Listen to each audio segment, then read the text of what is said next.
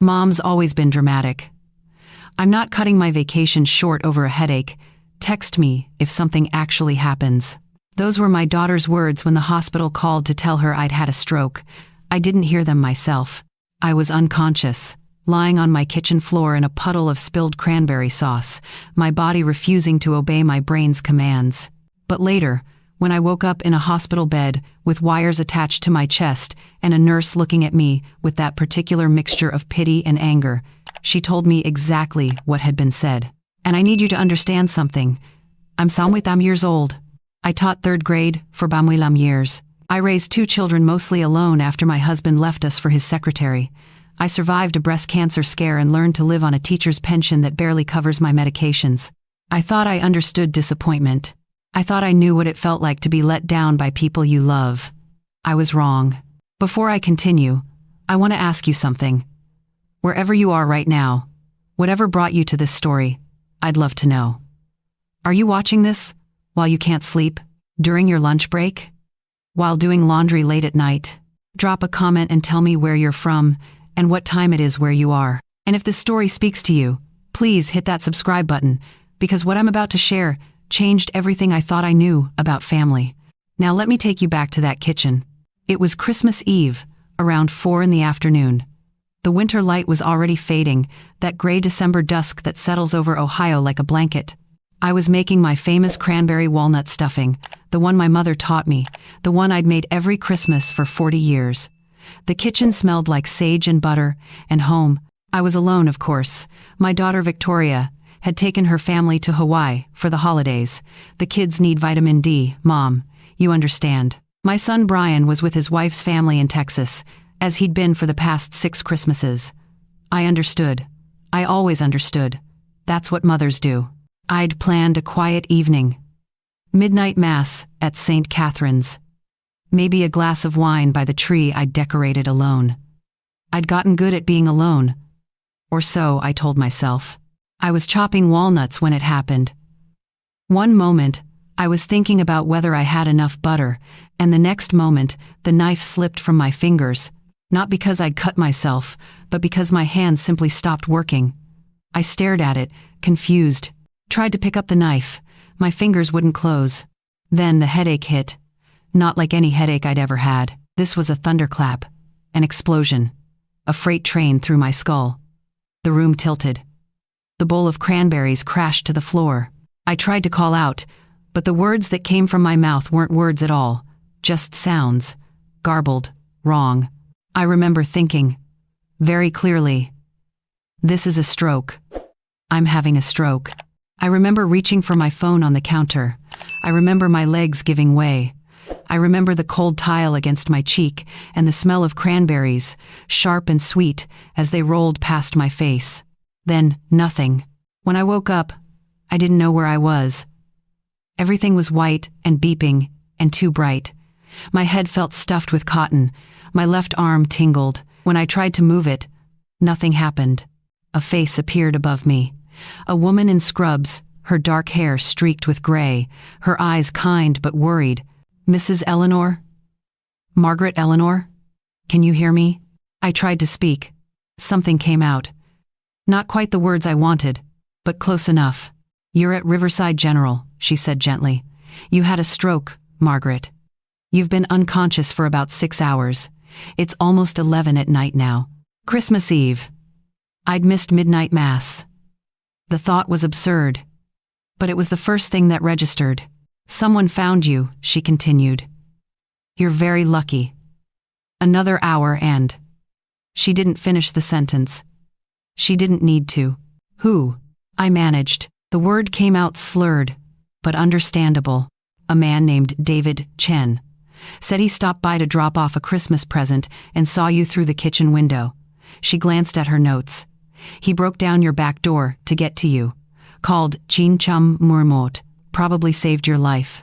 David Chen. The name floated through the fog in my brain, familiar but distant. Like a song you know but can't quite place. Your emergency contact, the nurse continued, and something in her voice shifted. Became careful.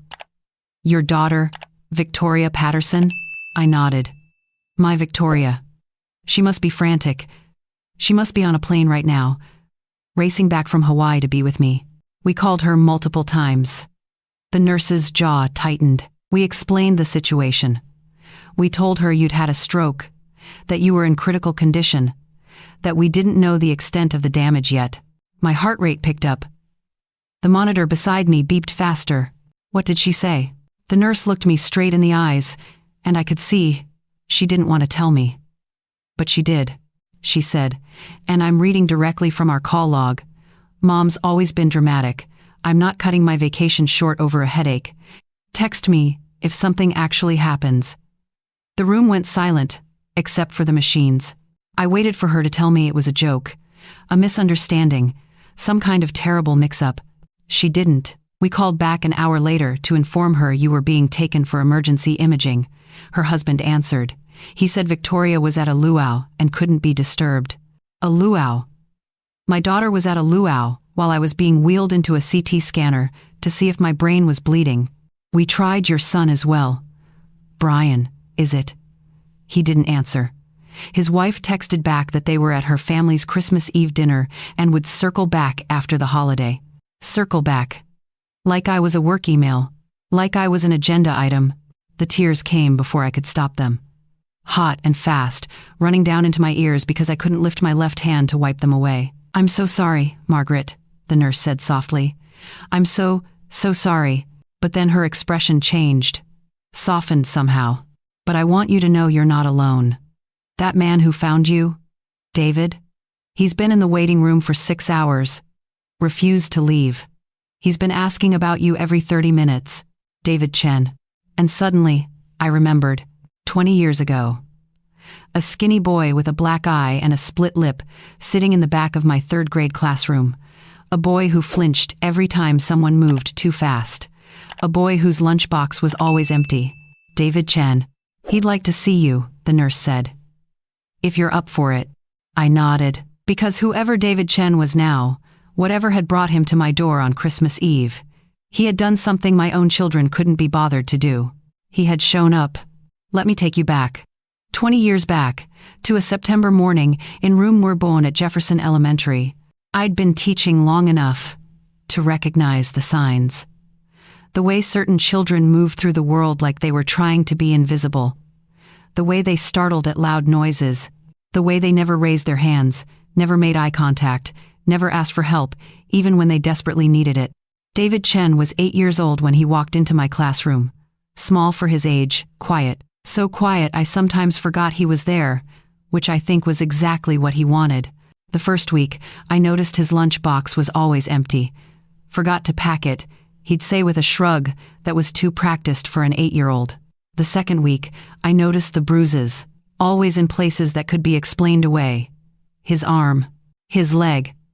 Once, his ribs, visible when his shirt rode up during recess. I made the calls I was supposed to make. CPS came out twice, found nothing. His father was charming, his mother tearful and apologetic. David's clumsy, they said, always falling off his bike. But I knew, so I did what I could. I kept granola bars in my desk and slipped them to him when no one was looking. I let him stay after school to help with bulletin boards, which really meant giving him a safe place for a few extra hours. I made sure he had a winter coat when his was lost. I drove him home on rainy days so he wouldn't have to walk. Small things. Things that shouldn't have mattered in the grand scheme of a life. But they did. The door opened, and there he was. David Chen, 30-something now, broad-shouldered and steady-eyed. He wore a simple sweater and jeans, work boots that had seen real work. His hair was shorter than I remembered, but his eyes were the same. That same watchfulness, that same quiet intensity. Mrs. Eleanor, he said, and his voice cracked on my name. David. He crossed the room in 3 strides and stopped at my bedside, his hands hovering like he didn't know what to do with them. Then, very gently, he took my right hand in his. You scared me, he said. You really scared me. How did you? I couldn't finish the question. My speech was still slow, thick. I stop by every Christmas Eve, he said. Have for the past 5 years. You're never home, usually at church, so I just leave the present on your porch. But this year, Your car was in the driveway. I thought maybe you'd changed your routine. I knocked. No answer. Looked through the kitchen window and saw. He stopped, swallowed hard. Saw you on the floor, not moving. You broke down my door. Damn right I did.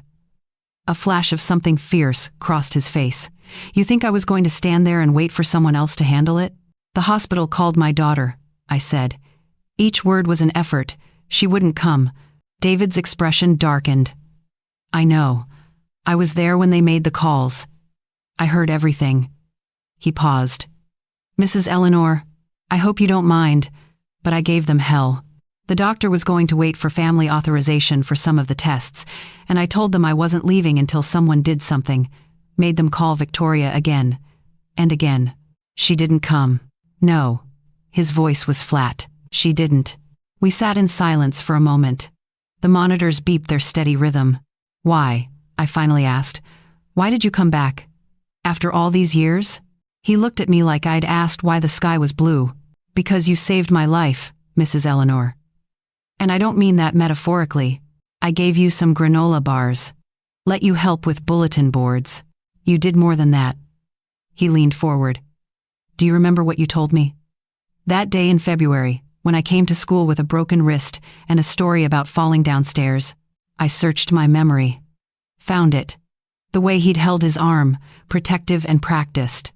The way he'd refused to let the school nurse look at it. I told you that you deserved to be safe, that what was happening to you wasn't your fault. You said, David, there are people in this world who will hurt you and make you feel like you deserve it. They're wrong. You deserve to be protected. You deserve to be loved. And someday, you're going to find people who give you both. He smiled, but his eyes were wet. I was 8 years old. No one had ever said anything like that to me. Ever. David. You also said, when you find those people, hold on to them. And when someone else needs protecting, you protect them. Because that's how it works. That's how we make the world less cruel. I didn't remember saying those words, but they sounded like something I would have said. So that's why I'm here, David continued. Because you protected me when I needed it. And now it's my turn. The tears came again. But these were different tears. Better ones. What happened to you? I asked. After elementary school? I always wondered. CPS finally found evidence when I was 11.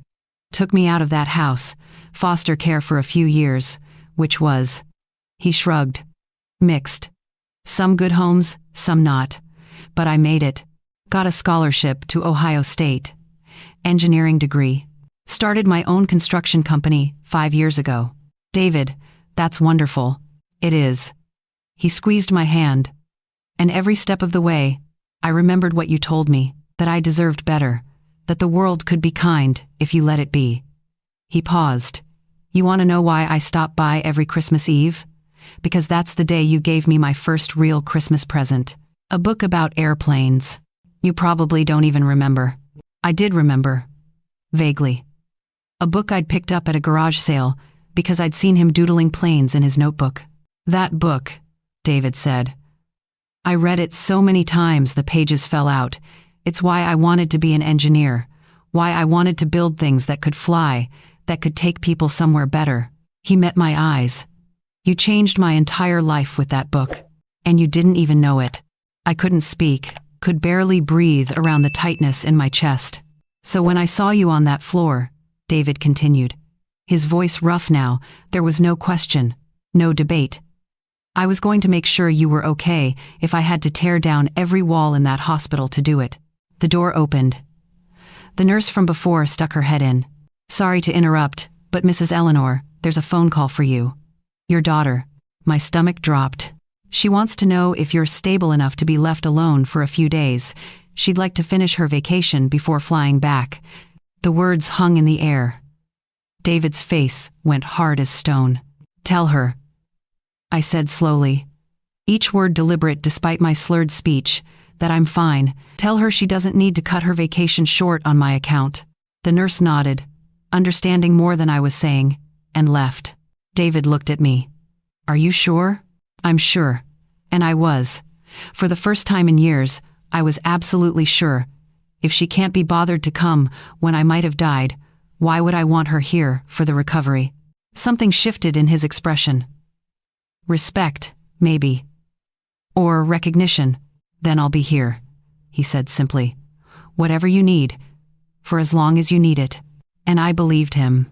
The next few days were a blur of tests and therapists, and slowly relearning how to make my left side cooperate with my brain's commands. The stroke had been what they called moderate. With physical therapy, I'd likely regain most of my function. I was lucky, they kept telling me. Lucky. David came every day, brought me real food instead of hospital meals, brought me books when I complained about being bored, brought me a small Christmas tree for my room because I'd missed the holiday. My son Brian called on the Hi Muy Baith, apologetic but distant. We'll come visit soon, Mom, after New Year's. Sarah's family has this whole thing planned. I told him that was fine. That I understood. I'd been telling him that his whole life. Victoria showed up on December 10th. I knew something was coming because David's face changed when he walked into my room that morning. That protective hardness I'd seen the first night. Your daughter's here, he said flatly. She's arguing with a nurse about visiting hours. What time is it? 7 a.m. Visiting hours don't start until 8. That was Victoria. Rules applied to other people. She swept into the room 15 minutes later, having apparently won her argument. She was tan, her hair freshly highlighted, wearing white linen that screamed tropical vacation. She looked like she'd just stepped off a yacht. Mother, she said, the word landing like a judgment. You're looking better than I expected. I almost died. Victoria, the doctors say you're stable. That's what matters now. She set her designer purse on the chair where David usually sat. I spoke with the neurologist. He says you'll need physical therapy for several months. I've already looked into some facilities. There's a lovely place in Arizona. I'm not going to Arizona. She blinked. Mother, be reasonable. You can't live alone anymore. This is exactly the kind of situation I've been warning you about. You should have moved to a senior community years ago, so you could visit even less? Victoria's eyes narrowed. Then she noticed David, who had quietly positioned himself near the window, watching. And who is this? This is David Chen. He saved my life. Ah, the Good Samaritan. She said it like Samaritan was a disease. We appreciate your help, Mr. Chen. I'm sure my mother's insurance will cover any expenses you incurred. David didn't move. I'm not looking for reimbursement. Everyone wants something. Victoria waved her hand dismissively. Mother, I need to talk to you about the house. Given your condition, I think it's time to discuss selling it. The market is excellent right now. And the equity could. No. She stopped mid-sentence. Excuse me? I said no. I'm not selling my house.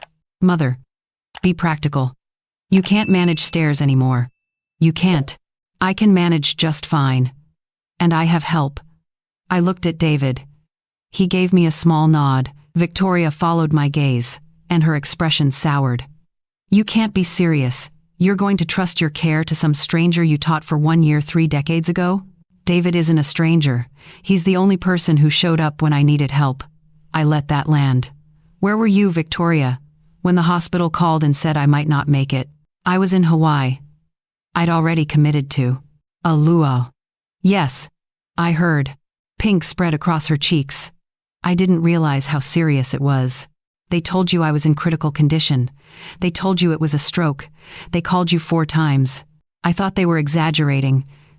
You know how hospitals are. They make everything sound dire to cover themselves legally. So you gambled that I'd be fine and decided your vacation was more important. Victoria's jaw tightened. I don't appreciate your tone, Mother. I flew back as soon as I could. You flew back 4 days later. After I was stable. After you'd finished your trip. What did you want me to do? Abandon my family on Christmas? Your family? Something inside me snapped. Not loudly, but cleanly. I am your family, Victoria. I am your mother. I changed your diapers. I sat up with you when you had nightmares. I worked double shifts to pay for your ballet lessons and your college applications and your wedding, and when I was lying on my kitchen floor, alone, possibly dying, you couldn't be bothered to answer a phone call. That's not fair. Tell me what's fair about any of this. I gestured at the hospital room, at the monitors, at my left arm that still wouldn't cooperate. Tell me what's fair about a stranger caring more about my life than my own daughter. Victoria grabbed her purse. I can see you're not thinking clearly. The stroke has obviously affected your judgment. We'll talk when you've calmed down. No. We'll talk now. Or we won't talk at all. She stared at me. For the first time in years, I think she actually saw me. Not as her mother, the convenient backdrop to her life, but as a person she'd hurt. I don't know what you want from me, she finally said, her voice smaller now. I wanted you to show up. That's all I've ever wanted. I'm here now, 4 days late, and only because you were afraid of what people would say if you stayed in Hawaii while your mother was in the hospital. I watched her face, saw the truth of it land. Brian's not coming at all, is he? He's letting you handle it because you're the one who lives closest. She didn't deny it. Here's what's going to happen, Victoria. I'm going home, to my house. David has offered to help me with my recovery, and I've accepted. You're welcome to visit when you're in town. But I'm done chasing your attention. I'm done waiting by the phone. I'm done making myself smaller so you don't have to feel guilty about ignoring me. You're being dramatic. Maybe. But I'm also being honest. For the first time in 20 years, I met her eyes. I love you. I'll always love you. But I won't keep begging for crumbs of affection from someone who treats me like an inconvenience. Victoria left without saying goodbye. The door clicked shut behind her, and the room felt both emptier and somehow lighter. David crossed to my bedside. You okay? I don't know. I looked at my hands, at the IV line, at the life I was going to have to rebuild, but I think I will be. Recovery was slow. Some days were good. I'd walk the length of the hallway without needing to rest. Some days were bad. My left hand would refuse to grip anything, and I'd end up crying over a dropped coffee cup. But through it all, David was there. He converted his ground floor guest room into a recovery suite, installed grab bars in the bathroom, brought in a physical therapist named Maria, who was tough as nails and exactly what I needed. When I protested that I was too much trouble, he said the same thing every time. Mrs. Eleanor, you showed up for me when I was 8 years old and nobody else would. You think I won't do the same for you?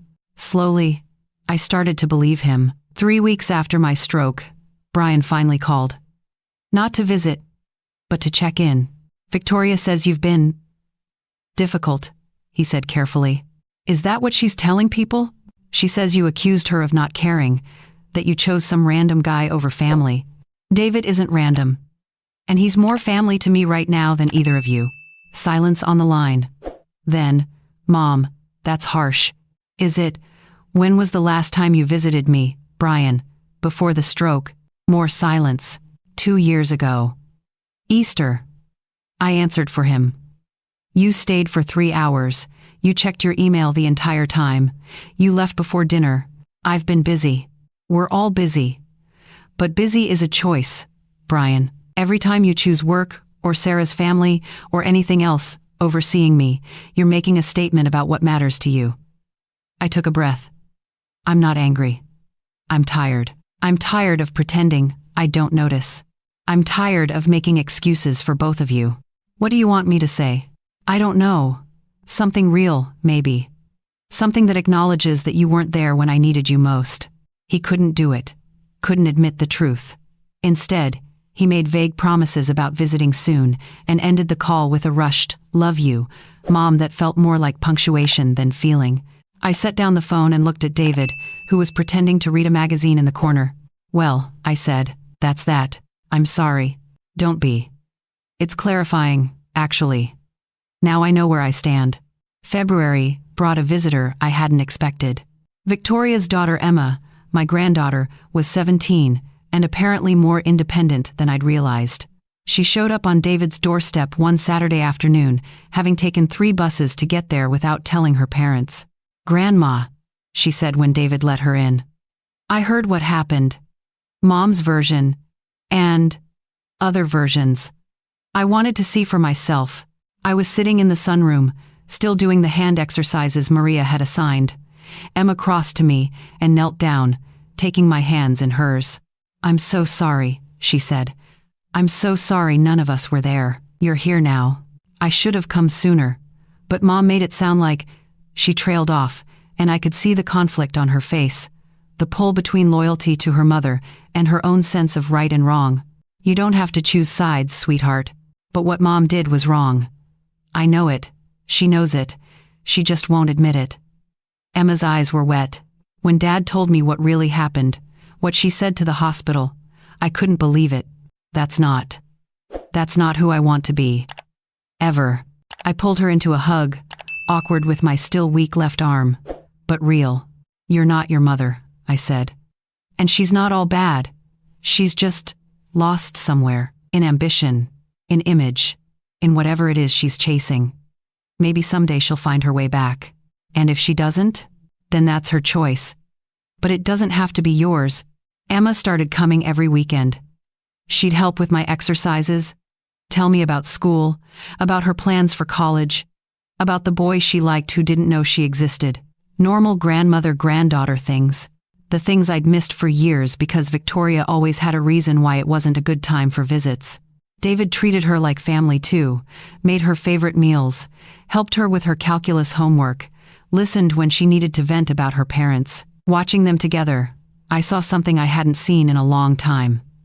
The beginning of something real, something built on choice, not obligation.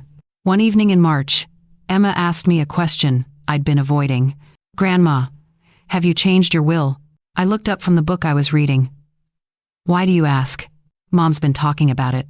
She's worried that you're going to." "I don't know." She used the word disinherit. I set the book down. "What do you think I should do?" Emma was quiet for a moment. "I think you should do whatever feels right to you. It's your life, your money, your choice. Your mother would get a lot less if I changed things." "I know." She met my eyes. "But honestly, Mom doesn't need your money. She and Dad make plenty. What she needs is to understand that there are consequences to treating people badly, that you can't just ignore someone when they're dying and then expect everything to be fine," from a 17-year-old. More wisdom than her mother had shown in 45 years. "I haven't decided anything yet," I said carefully. "But I'll tell you this, when I do make changes, they'll be about what I want, not about punishing anyone." "That's fair. And Emma, whatever happens with the inheritance, I want you to know something. You've shown up for me in ways your mother never has.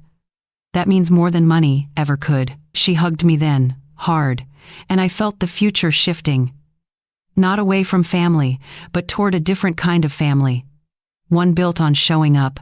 I changed my will in April, met with a lawyer David recommended, went through everything carefully. Victoria and Brian would each get something, enough to show I hadn't abandoned them entirely. But the bulk of my estate, the house, the savings, the small investment account I'd built over 35 years of teaching, would go to 3 places: a scholarship fund for underprivileged kids in my old school district, the local library, where I'd volunteered for years, and David. When I told him, he tried to refuse. "Mrs. Eleanor, I don't need your money. I didn't help you for. That's not why I'm here." "I know. That's exactly why I'm doing it." I took his hand. "David, you built a life out of nothing. You took the kindness I showed you and multiplied it 1,000-fold. This isn't a payment. It's a continuation. When I'm gone, I want someone who understands the value of showing up to decide what happens to what I leave behind." He was quiet for a long time. Then, "I'll honor it, Mrs. Eleanor. Every penny. I'll use it to help people who need protecting, just like you taught me." "I know you will." Victoria found out in May. Emma let it slip. Not maliciously, just teen-aged obliviousness to consequence. The phone call came at 7 in the morning. "You're leaving your money to a stranger? To some random man you knew for 1 year? Good morning to you too, Victoria. This is insane. You've clearly been manipulated. I'm calling a lawyer. We'll contest the will. We'll prove you weren't of sound mind." I was of perfectly sound mind when I signed those papers. I had 3 witnesses and a notary, all of whom will testify that I knew exactly what I was doing. "You're trying to punish me." "No, Victoria. I'm trying to reward the people who showed up." I kept my voice calm. "You had 45 years to be part of my life. You chose to stay at the edges. That was your decision. This is mine. I'm your daughter. Yes. And David is someone who broke down my door to save me while you were at a luau debating whether my stroke was worth your attention. I let that sit. I'm not going to apologize for my choices. And I'm done explaining them. She hung up. I expected to feel guilty, but I didn't. I felt free. Summer came. My left side was almost back to normal. I started volunteering again at the library. Started hosting dinners at David's house, small gatherings of people who'd become my chosen family. Maria the therapist, David's business partner Ramon, Emma when she could get away, a few former colleagues who'd reached out after hearing about my stroke. At one of those dinners, David raised a glass. To Mrs. Eleanor, he said, who taught me 20 years ago that kindness isn't weakness, that showing up for people matters, that the family you choose can be stronger than the family you're born into. Everyone drank. I wiped my eyes. Later, after the guests had gone, David and I sat on the porch, watching fireflies dance in the summer darkness. Can I ask you something? He said. Anything. Do you regret it? Any of it. Cutting ties with Victoria and Brian, changing your will, all of it. I thought about it carefully. I regret that it came to this. I regret that my children became people who could ignore me when I was dying. But do I regret choosing my own peace over their convenience? I shook my head. No. Not for a second. Good. Can I ask you something? Of course. Why didn't you just leave that present on the porch like you'd planned? Why did you look through the window? David was quiet for a long moment. I almost didn't, he admitted. Almost just dropped it and drove away like every other year. But something made me look. Maybe I just wanted to see if you were home. Maybe I wanted to finally knock on the door and say thank you after all these years. He paused. Or maybe some part of me knew you needed me. The same way you seemed to know I needed you when I was 8 years old, sitting in the back of your classroom, trying to be invisible. Fate, maybe. Maybe. Or maybe it's just what happens when you put kindness into the world. Eventually, it comes back to you. I thought about that, about the granola bars and the airplane book and the words I'd spoken to a hurt little boy 2 decades ago, about how something so small could ripple outward through time and space and come back to save my life on a cold Christmas Eve.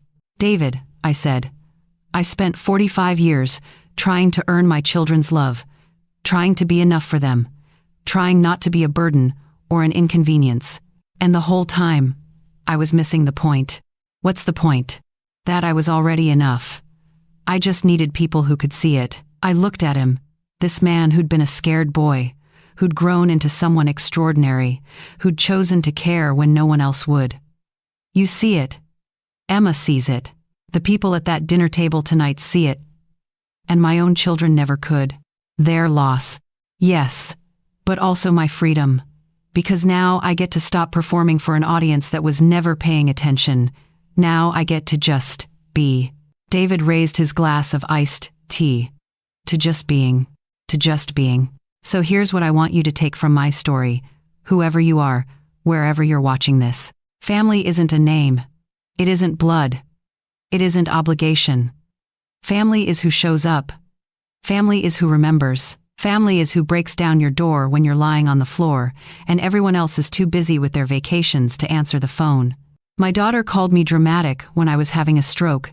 My son promised to circle back after the holiday, like I was an item on his to-do list.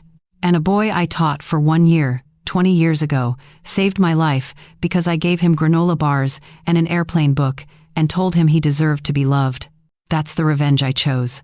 Not anger, not punishment, not making them feel what I felt. Just this. Living my life surrounded by people who actually want to be there. Being happy without needing their validation. Proving that their absence didn't break me. That I'm fine. That I'm more than fine. The best revenge isn't making someone suffer. It's showing them they didn't destroy you.